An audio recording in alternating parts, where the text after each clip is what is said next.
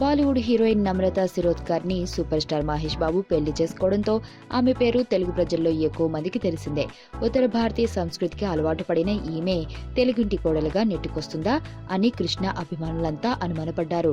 వివాహం అనంతరం ఇంటికే పరిమితమై మన సాంప్రదాయాన్ని గౌరవిస్తూ ప్రిన్స్ కి తగ్గ భార్యగా నమ్రత నిరూపించుకుంది. ఆమె గురించి మీకు తెలియని కొన్ని విషయాలు. నమ్రత మహారాష్ట్రీయుల కుటుంబంలో జన్మించింది. ఆమె పూర్వీకులకు సినిమాలతో అనుబంధం ఉంది. నమ్రత అమ్మమ్మ ప్రముఖ మరాఠీ నటి మీనాక్షి శిరోద్కర్ అనేక సినిమాలు చేశారు. 1938లో వచ్చిన బ్రహ్మచారి సినిమాలోనూ హీరోయిన్ గా నటించారు. నమ్రత అక్క శిల్పా శిరోద్కర్ కూడా నటిగా కొన్ని చిత్రాలు చేసింది. డైలాగ్ కింగ్ మోహన్ బాబు బ్రహ్మ సినిమాలో నటించి మెప్పించింది. మొదట మోడలింగ్ లో అడుగుపెట్టిన నమ్రత అనేక ఫ్యాషన్ ఈవెంట్స్ లో పాల్గొన్నారు. 1993లో మిస్ ఇండియా కిరీటం అందుకున్నారు. 1998లో నమ్రత బాలీవుడ్ లో అడుగుపెట్టారు. వాస్తవ్ సినిమాతో ఫామ్ లోకి వచ్చారు.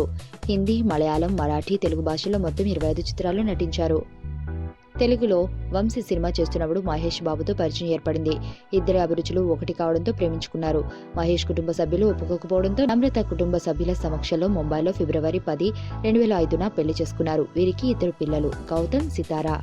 నమ్రత మహేష్ కంటే 3 ఏళ్లు పెద్దది. నమ్రత పుట్టినరోజు జనవరి 22, 1972. ఆగస్టు 9, 1975న మహేష్ బాబు జన్మించారు. ఆయన ఇద్దరు పర్ఫెక్ట్ జోడీగా ఉంటారు.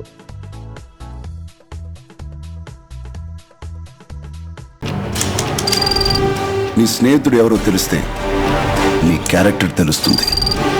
నీ శత్రువు ఎవరో తెలిస్తే నీ కెపాసిటీ తెలుస్తుంది.